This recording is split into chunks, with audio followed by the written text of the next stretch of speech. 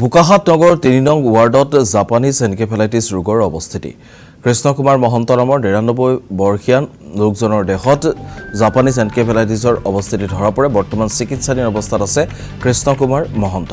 উক্ত অঞ্চলটোত নলা নৰ্দমাসমূহত আৱৰ্জনা আৰু বোকা পানী জমা হৈ দুৰ্গন্ধময় পৰিৱেশৰ সৃষ্টি। ব্যৱসায়িক প্ৰতিষ্ঠানৰ প্ৰদূষিত পানী সঠিকভাৱে ব্যৱহৃত নহয় উক্ত অঞ্চলটোত আবদ্ধ হৈ পৰে। অঞ্চলটোৰ নলা নৰ্দমা অতি শীঘ্ৰে চাফা কৰিবলৈ পৌৰসভাক আহ্বান স্থানীয় ৰাইজৰ।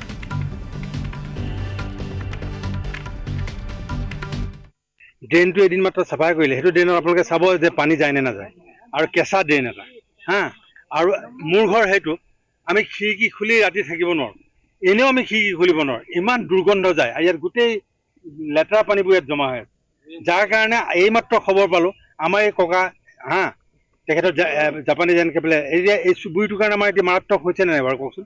আৰু এইটো কাৰণে হৈছে বন্ধ পানীটো ক'তো ওলাই যাব পৰা নাই, তাৰ কাৰণে আমাৰ এতিয়া কেফেলাইটিছ হৈছে এনকেফেলাইটিছ। গতিকে আপোনালোকক জৰিয়তে মই মিউনিচিপালিটি প্ৰশাসন প্ৰত্যেককে জনাইছোঁ, আমাক অতি সোনকালে, আমি টাউনৰ মাজমজিয়াত ৩ নম্বৰ ৱাৰ্ডত আছোঁ, আমিতো টেক্স নিদিয়াকৈ থকা নাই, আমি প্ৰত্যেকেই টেক্স দি আছোঁ। গতিকে কথা হ'ল আমাক অতি সোনকালে এই ড্ৰেইনটোৰ ব্যৱস্থা কৰি দিয়ক। আৰু এই মাটিডোখৰ হৈছে পুৰণি হস্পিটেলৰ মাটি। আমি ছুপাৰিণ্টেণ্ডেণ্টকো জনাইছিলোঁ, তেওঁলোকে কোনো ব্যৱস্থা কৰা নাই, মাত্ৰ জোখ মাখ এটা কৰে আৰু গুচি যায়। অন্ততঃ কিবা কিবি কৰক, তেওঁলোকে বাউণ্ডেৰী ৱাল এখন হ'লেও মাৰক। ইয়াত অকল মানুহে মানে পেচাব আৰু পায়খানা, মানে গাড়ী ৰখাই গাড়ীৰ পৰা নামি আহে, পেচাব কৰে, পায়খানা কৰে, আমি একদম মুকলিকে পায়খানা কৰি থাকোঁ, দেখিয়ে থাকোঁ আমি। মানে এনেকুৱা লাজ লাগে খুব। আৰু আগতে এটা ঘৰ আছিলে, সেইটোতো বেয়া কাম চলিছিলে, ঘৰটো ভাঙি দিয়া হ'ল বাৰু যি কি নহওক, এতিয়া মুঠতে এইটো পেচাব পায়খানাৰ মানে ভাণ্ডাৰ হৈ গৈছে, যাৰ কাৰণে